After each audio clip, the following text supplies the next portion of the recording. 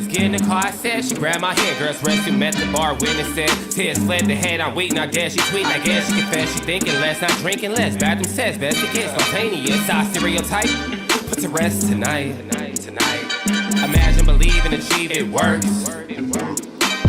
Skyline as I rise like fireworks. Smell through the bad, don't touch my perk. Yo, hello everybody, and welcome to this edition of After the Storm, your OKC Thunder post-game analysis show.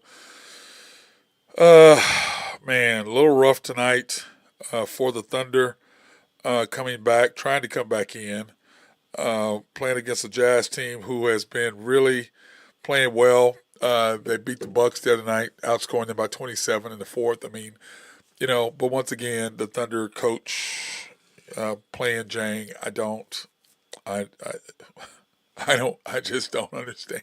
I really don't. Stuck him in for just a minute, realized, stuck him right back out. And because, listen, what was that, the third quarter, I believe, or was it the fourth quarter? Let me see. It was in the third quarter. And I just don't,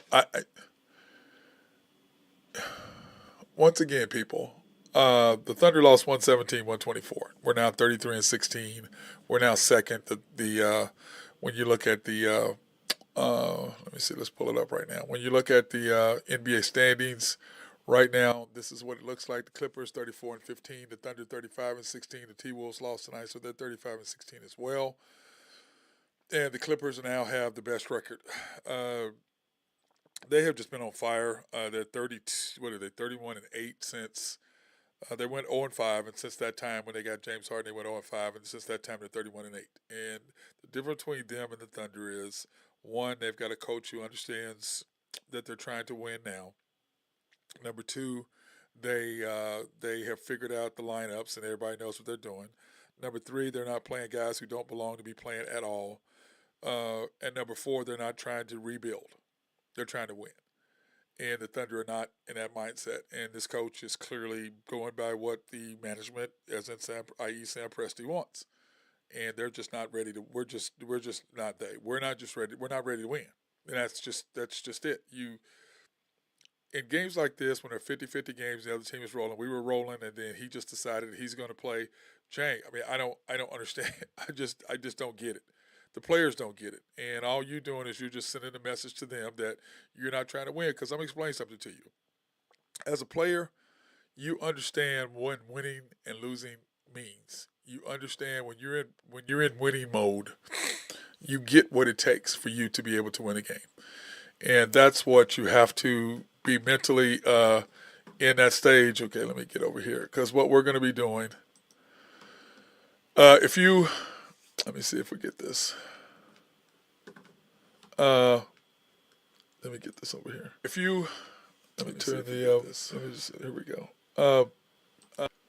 If you want to, because right now we're going to start going over to YouTube. So go ahead and search. Let me get into this right from the beginning so that way you guys can go over there. Search After the Storm -OKC Thunder. Now, for those of you who are on Facebook, I'm not really watching Facebook, but on the YouTube, we're pretty much doing all of our shows on YouTube, and we will be starting next week, putting all our after the All-Star break. We're going to have all of our stuff on Apple and probably Spotify for podcasts. So we're going to be doing all of that, setting up after the All-Star break. So After the Storm -OKC Thunder. You search that and pop up, and then, of course, hit notifications, subscribe, and like, and you'll be able to watch Apple. So anyway, come check it out. If you have any questions that you want to throw in there, I can see the screen right now. So if you have some questions, go ahead and type them in, and I'll be more than happy to answer any questions that you might have. So anyway, to get back to the game, it started the game off. You had SGA, Josh, Chet, J-Dub, and Dort. That's what we started the game out. Our normal starting five. J-Dub came back in after missing, 3 games, because we went 5-1 without him. So we went, I guess he missed 2 games. Wait a minute, he missed 3 games because we were 3-0 without him. So we're now 5-1 without J-Dub. So you bring him back, and early in the ball game, everybody's shooting with SGA.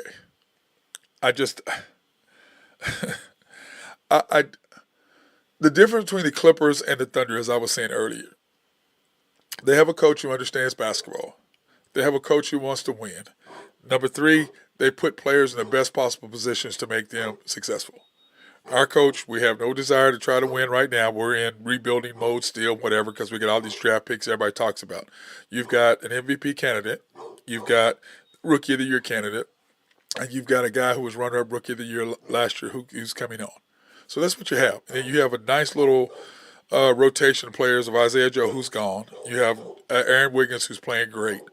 You have Casey Wallace, who's a rookie, who's coming on. And then you have some role players as in J Will, and K. Rich. And then Meechik is playing pretty good now, except everybody knows he drives the basket. He's going to pass out. That's what he's going to do. He's going to pass the ball. He's got, and I've said this before, he's got to be able to shoot the basketball. He's got to want to score, and that's just not him. He has no desire. He wants to make the pass. Dude, you got to score. This is not European League. This is not over there. You guys, once they start watching tape, they know what the hell you're going to do. You have to think score first, which is what happened to Josh last year. When Josh got into scoring first mode, it allowed his assist to manifest and even be better because he was in pass second, score first, which is what Meechik has got to do. So that being said, we do have a nice group, but you're playing Jang for whatever reason. I don't know what the hell you're playing him for. I mean, he's not better than K. Rich. He's not better than Aaron Wiggins. So better than J. Will. Why the hell is he on the court? And he's tall, okay, but he don't rebound. He don't do anything. And if he's not hitting threes and wide open spot, he gives you nothing defensively, and it kills you. So you can't give me we need some height. He ain't the one. He's skinny. He can't rebound. He's skinny. Who's he gonna rebound over?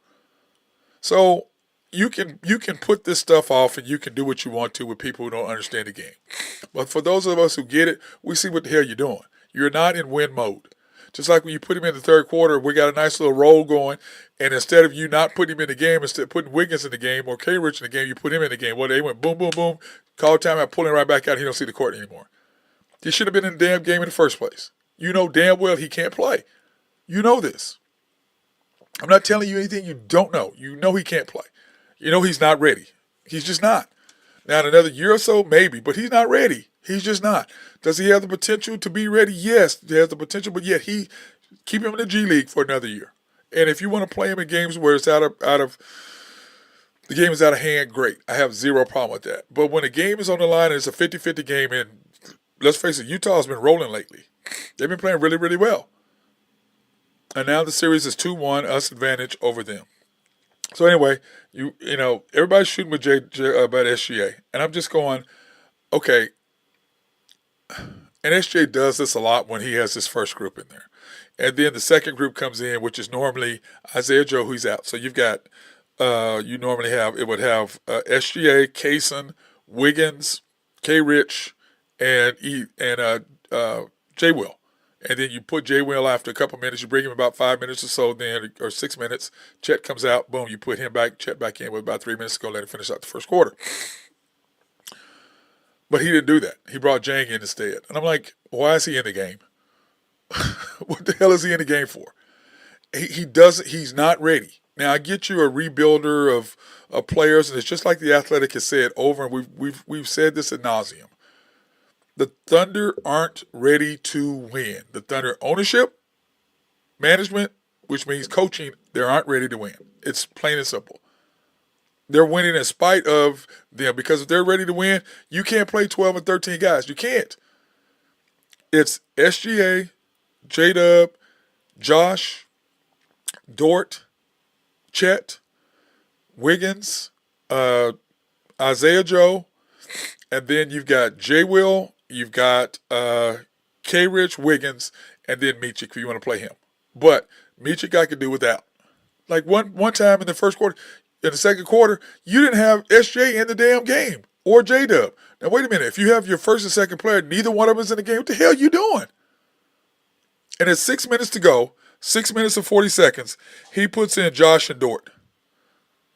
The score is 46-46. And he puts in 6 minutes and 20 seconds to go.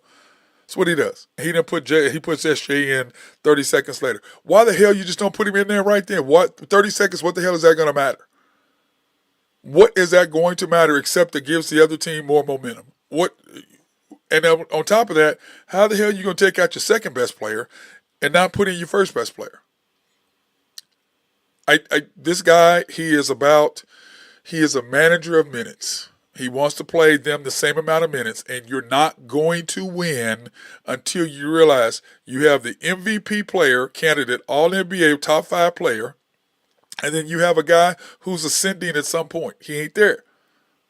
But you play them the same amount of minutes at the beginning of the game. Why the hell is J-Dub taking the ball out of bounds, going down there? Get your ass down the court. Why are you down there to just pass the ball to SGA and get your ass down the court? Now, if somebody's trying to guard SGA, which they do occasionally, yeah, give you the ball. But other than that, what the hell are you doing down there to bring the ball up the court? What the hell? I mean, dude, and everybody goes, oh, well, he's trying to be. No, he ain't. SGA sees right through that. I've been in that situation. I see right through that. Get the hell out away from me, man. Now, I'm going to be nice to you in public, but like they showed a video of all them together, and they kind of laughed. As soon as they walked off, you could see SGA's face change, and I just laughed. I go, there you go. That's the real him right there. That's how he feels right there. Camera don't lie. The coaching staff is putting it's so funny. In the fourth quarter, there was a thing coming out, and you saw Chet and SGA talking. And then you saw J-Dub talking to Dort. And like I've said before, you created a situation. It's SGA and Chet. You have J-Dub and Dort, and then Josh is in the middle somewhere. That's what you created by doing this. You're putting J-Dub on the same level as SGA. Once again, you're not going to be successful until you learn how to put people in their place. You look at the Clippers. What have they done? They put Westbrook's like, yeah, I'm willing to be on the bench. I'm ready to come off the bench and play some games. That's what Westbrook did. Because they said, okay, look, we want to win. This is what we got to do. The Thunder, on the other hand, don't do that. They try to play just J-Dub and SGA the same amount. It's ludicrous. It's dumb. So, second quarter, what ends up happening is 68-61. And it's just because SGA just took over at the end of the second quarter. That's what he does. When he takes over and just decides he's going to take over, that's what he does. And he'll score, which we're going to win once this coaching staff and this management staff realizes your best player is SGA. Your second best player is J-Dub or Chet. Plain and simple. I'm so tired of watching Bali and everything has to do with J-Dub. I'm like, the hell, I don't want to see him. Give me my best player on the court. You're not, listen. The only people who think J-Dub is better than or as good as SGA is the Thunder. If you take SGA off this team, they're not going to go 5-1 without SGA. They're going to go 5-1 without J-Dub. Now, they're not going to win any titles without J-Dub. That's 100. You got to have him too. There's no doubt. But the Thunder, until they realize that we have one guy in charge, that's SGA. Everything runs through him. Everything runs through him. And they just don't. They don't, for whatever reason, that's not the Thunder's mentality. The Thunder own it, the management. It's not. And the coaching staff. It's clear. And all you're doing is dividing the locker room. That's all you're doing. You're creating chaos where there doesn't need to be any. And once again, like I've said before, ad nauseum, this guy's Buck Showalter. And for you guys who don't know, he is a baseball coach who builds people up, but he can't take a team to the next level. He has to have a different coach. That's who Dagnall is, or Westbrook, whatever you want to call him. That's who he is. He is a builder of players. He can build players up, but when it comes down to what to take the players to the next level, it's not him. He ain't the guy. He's just not. And you have to have somebody, because to me, you put a Ty Lue or something, you know what they're going to say? Okay, SGA is the man. You're 2A, 2B. However, you and Chet, y'all going to take your turns. You're going to have a game. He's going to have a game. That's how it works. The Thunder don't promote SGA. They don't promote Chet as the Rookie of the Year, and they don't promote SGA as MVP. We saw tonight they're doing a story on J-Dub. The hell, I don't care about J-Dub. He ain't done nothing. He was runner-up Rookie of the Year last year by a long margin. There was one guy who was a beast, Banchero. Banchero's all-star. J-Dub ain't even close. He's not even close. But the Thunder, for whatever reason, believe that he is as good or can be as good as SGA. It's ludicrous. It is absolutely ludicrous that they think that. But when you look at this team, they're going to lose games they should not lose because of the coaching staff's lineups. We've been talking about it forever. And that's facts. He is the weak link in this team. And everybody talk about Bulk Showalter. When Joe Torre took over the Yankees, they went 4 in 5 years. 4 titles in 5 years. Same team. Now, they did add some players in year 3 and 4, I believe. But I'm just saying, same guy, boom. As soon as he took over, championship. Next year they lose, come back, championship. Because why? He put everybody where they belonged. The Thunder have big choices coming up. Next year you have to sign J-Dub and Chet, 100%. The next year you got to sign SGA. So I'm not giving J-Dub no max contract. Now I'm giving him a nice contract and I'm giving Chet a nice contract, but I'm not giving them max contracts because you're not all NBA. You ain't even close. So why would I give you max deals?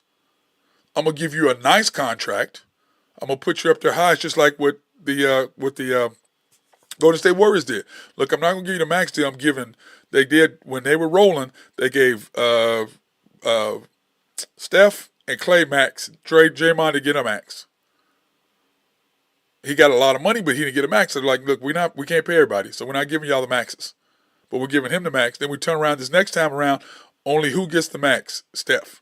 Why? Because he was all NBA.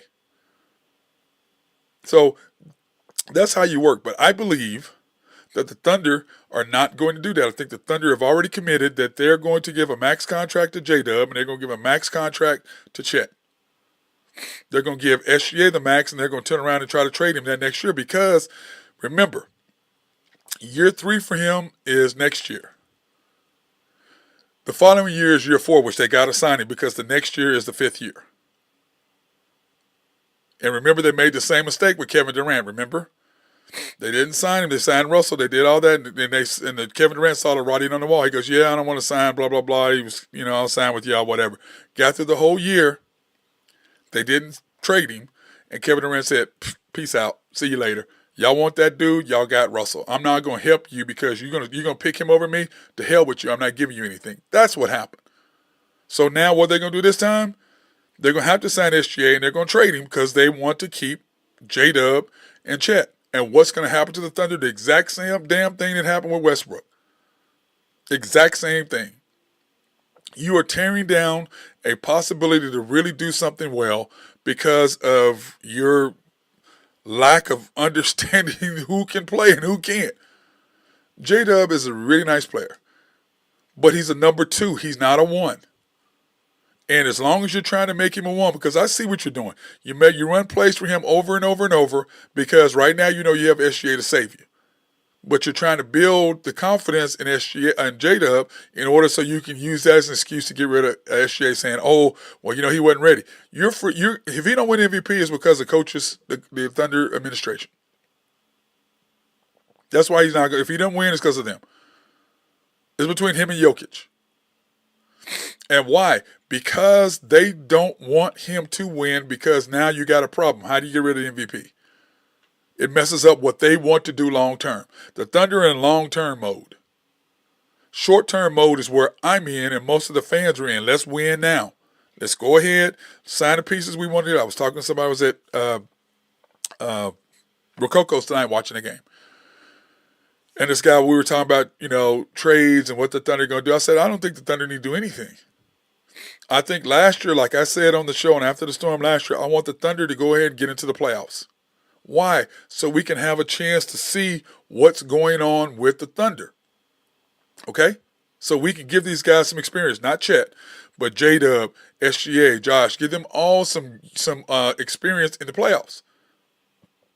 Then you come back this year, you've already known what the playoffs are like. Then you add Chet. So Chet's the only one who hasn't lacked any playoff experience. You can bring him along.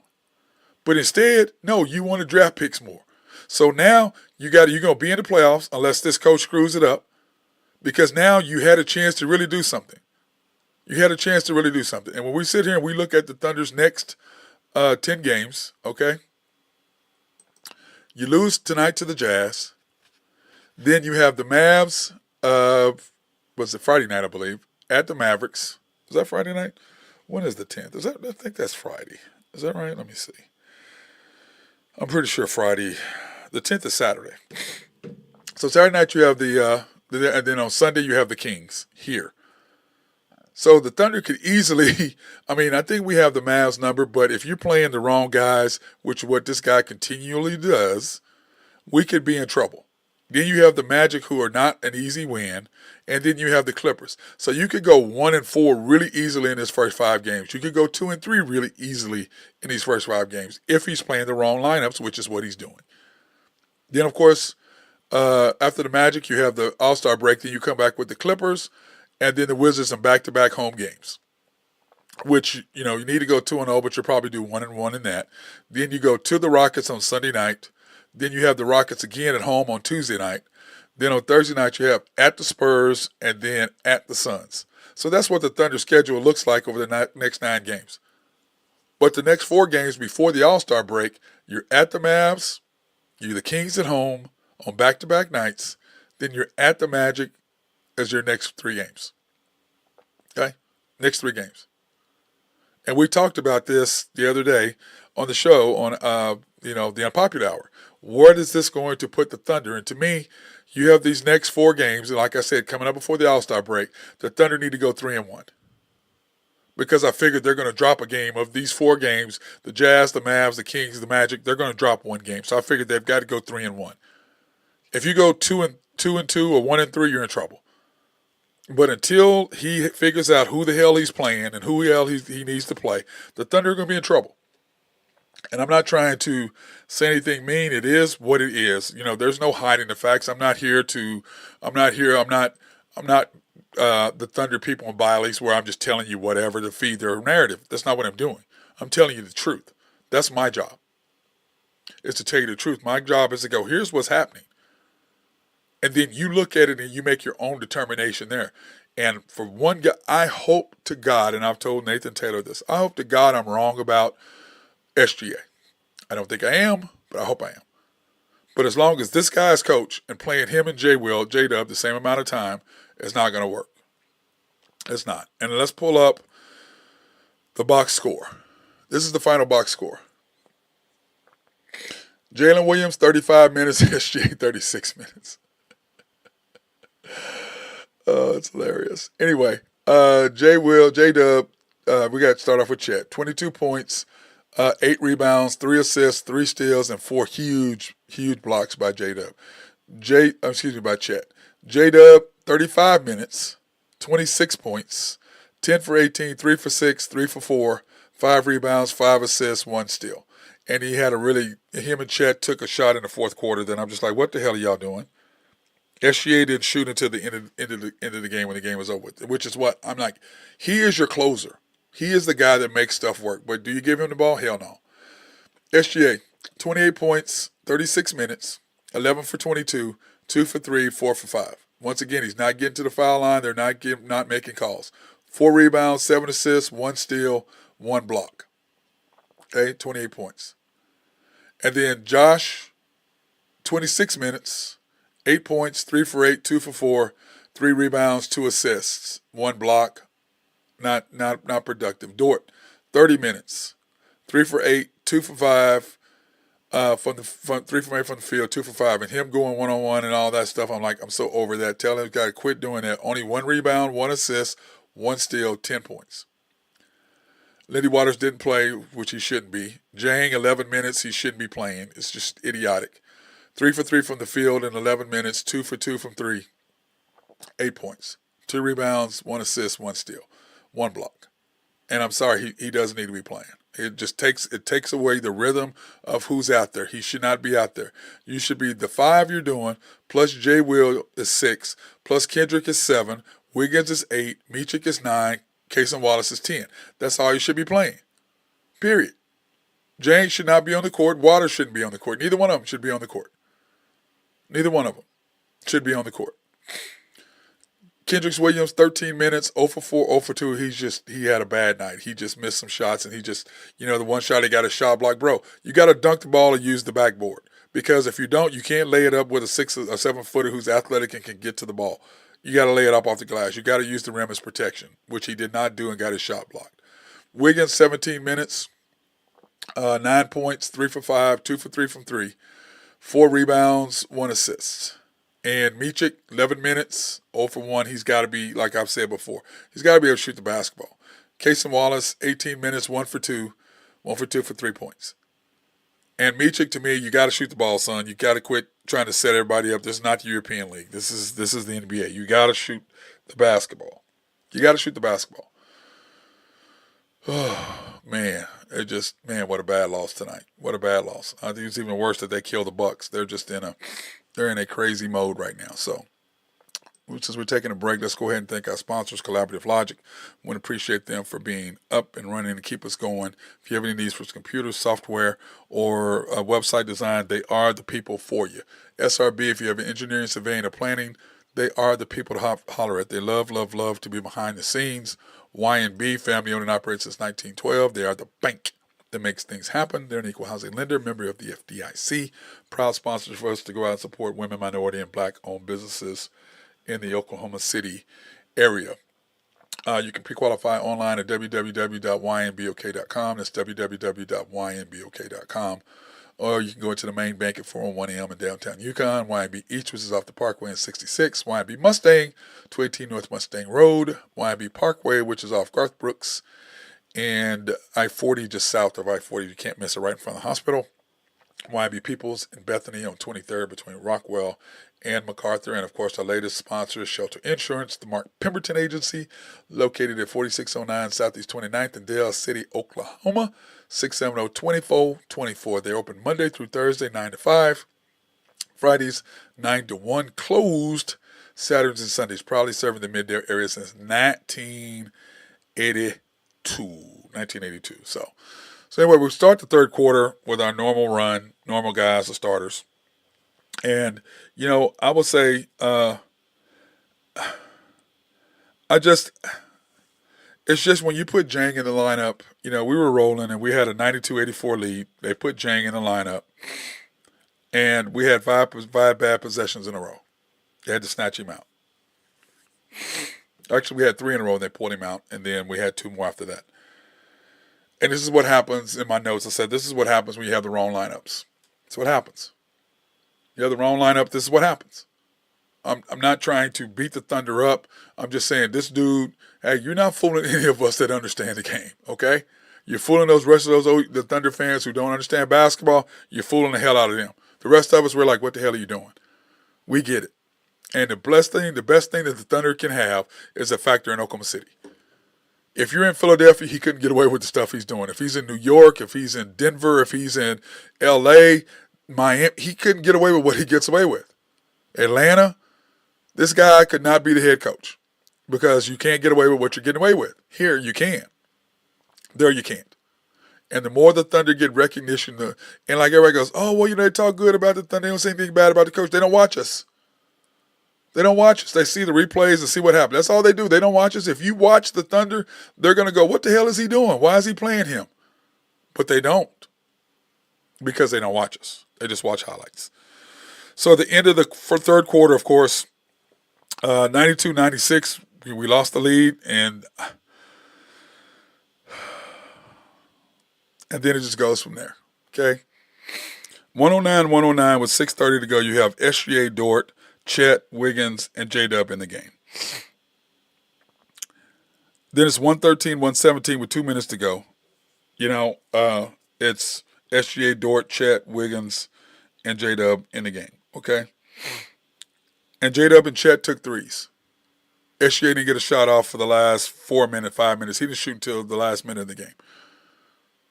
Under what circumstances this coach okay with him waiting that long to shoot the basketball? He should have plays run for him on a regular basis so that they could do it. Because those two is not going to close any games for you. Not going to happen. In a big game, in a big situation, he is the dude. And he just didn't. He waited way too late to make shots at the end of the game. And that's what happened. He gets out of rhythm because his coach gets him out of rhythm. And if you played basketball before, you know exactly what I'm talking about. If you haven't played, then you don't know. You get into a rhythm of the game and you're rolling. And then your coach sits you for 7 minutes in the second quarter. Then your coach sits you for 6 minutes in the fourth quarter.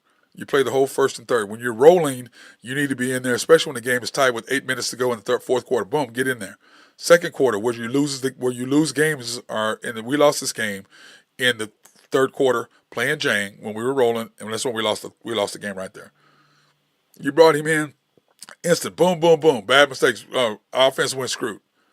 And instead of having SGA, Kaysen, Wiggins, K-Rich, and J. Will, you put Jang in the game. So you didn't have your normal lineup where everybody knows exactly what they're doing, where everybody's supposed to be. They've been playing together. They understand where they're supposed to be on the court, when, where, and how to move, how to do everything. You got a guy who they're not used to playing with. And you pulled him out after a minute and a half because you knew it was bad. He shouldn't have been playing anyway. The coach will lose us games continually because of his lineup choices. The Oklahoma City Thunder are in rebuilding mode, and I'm telling you over and over and over, until Sam Presti tells them, said, okay, we're in win now mode, which is where the Clippers are at. That's why they're 31-8. They put everybody in position and everybody's doing their job. It's not the Thunder. You want to put J-Dub up there. There's no question the hierarchy of the Clippers. It's Kawhi, then Paul George, then James Harden, then Westbrook. And then their role players. That's where their hierarchy is. Our hierarchy, according to the coaches, is J-Dub and SGA. They're both like this. They're not the same. They're not the same. Because, why do I say that? Well, let's see. In the history of the game for guards, there's only been 3 guards in the history to average 30, shoot 50%, and have 2 steals. That's Michael Jordan, SGA, and Steph. And the only person to do it more than once is Michael Jordan. And SGA is getting ready to do that again. He's getting ready to have 30 points, 50% from the field, and over 2 steals a game. He's going to do it more than once. Which is why instead of the Thunder promoting that, which they don't, promoting him to be the MVP, which is something they should be doing, they don't. They're too busy promoting J-Dub. And then one of my friends always talks about, oh, well, they're promoting J-Dub. No, they're not. They're promoting SGA. No, they're not. They're saying a little things about him there. But nationally, the national deal is the promotion of SGA, not the Thunder. I don't want to see a 5-minute display on J-Dub. He was on TV the other night after we lost. You ain't even playing. Why are you on camera? You ain't playing. I don't want to see you. And it's just frustrating to me. And I like J-Dub. And I think he's a great number 2A or 2B, depending on what him and Chet are doing. And it's funny to me. It's just frustrating. But once again, the Thunder are where they are. The Thunder will continue to be where they are until, one, the management and ownership decide that we're in win now mode instead of rebuilding mode. Because, great, we have a bunch of picks. Okay, we're set. We need what? A big man. Before the season, what did I say? Or last year in the draft, we needed some shooting, and we needed a wing defending presence, and we needed an inside presence. So we needed the wing defenders and that. So what did we do? We've improved on every aspect of what we're doing. And let me go show you exactly what I'm talking about so you can follow what I'm saying over here. Okay? We're 3rd in points, 13th in giving up points. We're 2nd in field goal percentage, and we're number 1 in opponent's percentage. 3-point percentage, we're 38.8, which is 3rd in the NBA. Opponent is 10th. Assists, we're 10th, giving up 19th. Points in the paint, we're 5th, and we're 5th tied. Turnovers, we're 4th, and we're number 1 as forcing turnovers. But this is what kills us. Offensive rebounds, we're 29th in getting offensive rebounds, and we're 29th in giving up offensive rebounds, which is our biggest weakness. In the second quarter, we were ranked 16th as far as scoring in the second quarter, and we're 10th as far as giving up the same amount. Fourth quarter, we're ranked 6th, and we're giving up in 15th in defense. So here are the numbers. This is the numbers. I'm not fooling around with. Here they are. You can see them for yourself.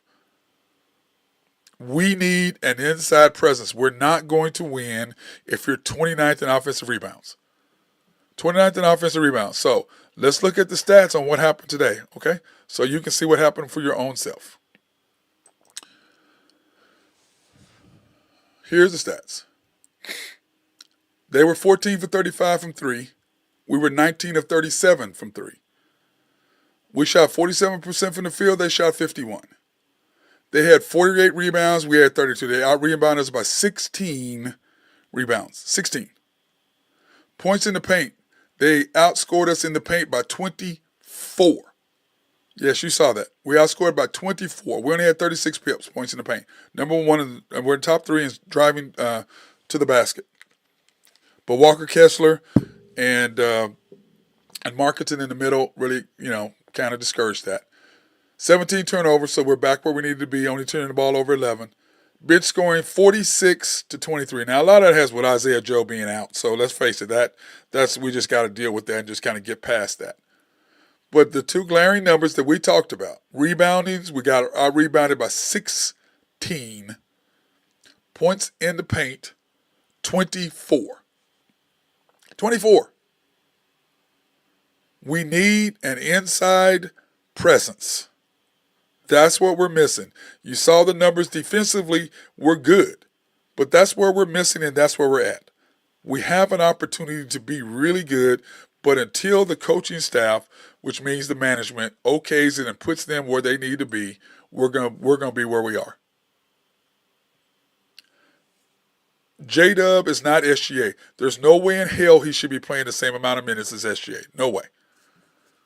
But once again, this is the Thunder thinking they're slick, but you're not slick. I'm watching you. I see exactly what the hell you're doing. You're playing him the same amount of minutes. He's not SGA. He's not all NBA, first, second, or third team. He's definitely not one of the top 5 players. And think about this. SGA was third in All-Star voting. But the players and the media, and I don't really care about the media, but the players voted him number 1. He should be a starter. Now, the Thunder think that J-Dub is going to be better than SGA. But the NBA players say, yeah, no, he's the dude. So until you get a coach, until you get management to understand, here's the hierarchy. It's SGA, J-Dub, and Chet, and then everybody else. But everything runs through SGA. And until that happens, the Thunder are going to do what the Thunder do. We're winning in spite of the coach, not because of. And I'm going to tell you, right now, he's an incredible out-of-bounds player. But once again, as I've told Nathan, when you get rid of Josh, what do? We threw the ball away, making Wiggins throw the ball in. He's not Josh. That's why Josh has to be on the court to get the ball in situations. I've said that over and over and over.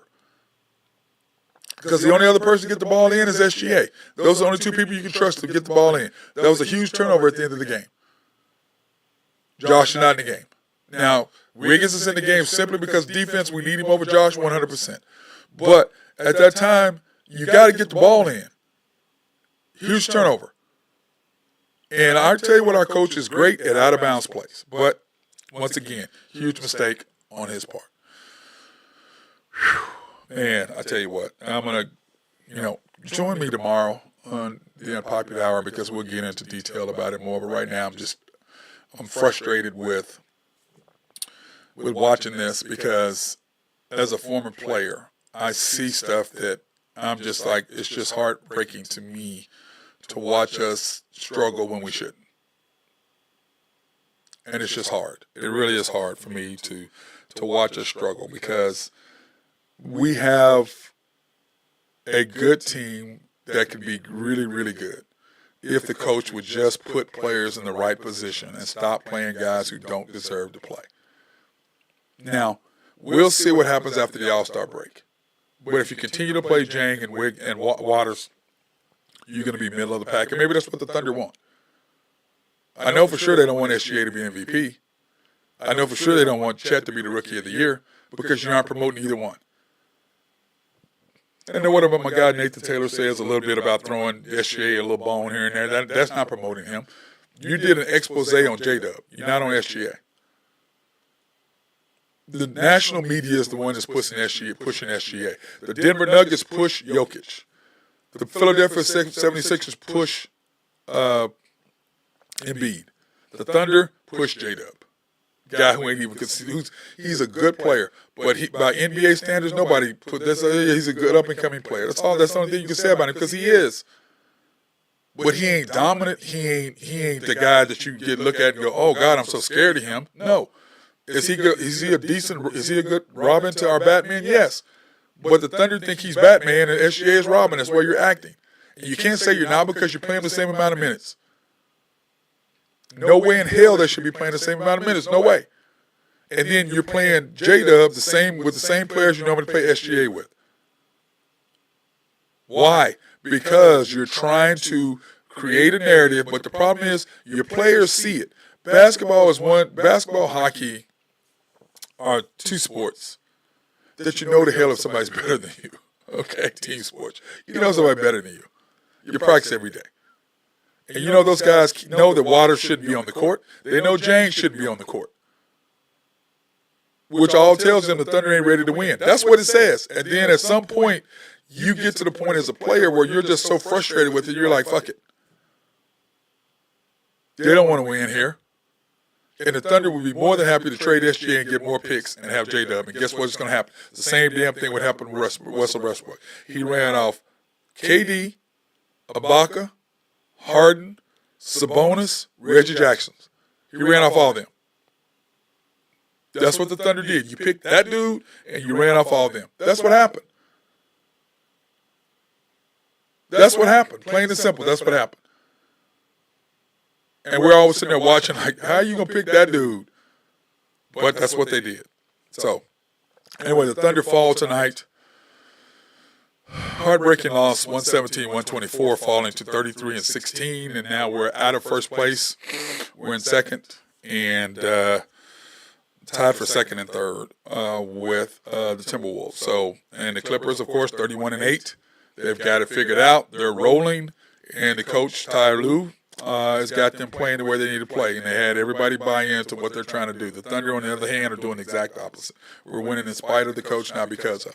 And he's incredible on out-of-bounds calls, which means he knows what the hell he's doing a little bit, except his lineups. And it cost you games, and it's going to continue to cost us games because of his lineup and his decisions. That being said, hey, check us out tomorrow on the Unpopular Hour tomorrow afternoon. Check us out. And I don't know where we're going to be tomorrow. But anyway, check us out, and hopefully you can gain a little bit more knowledge on what we're doing. I'll be a lot more calm. I'll have calmed down tomorrow. That being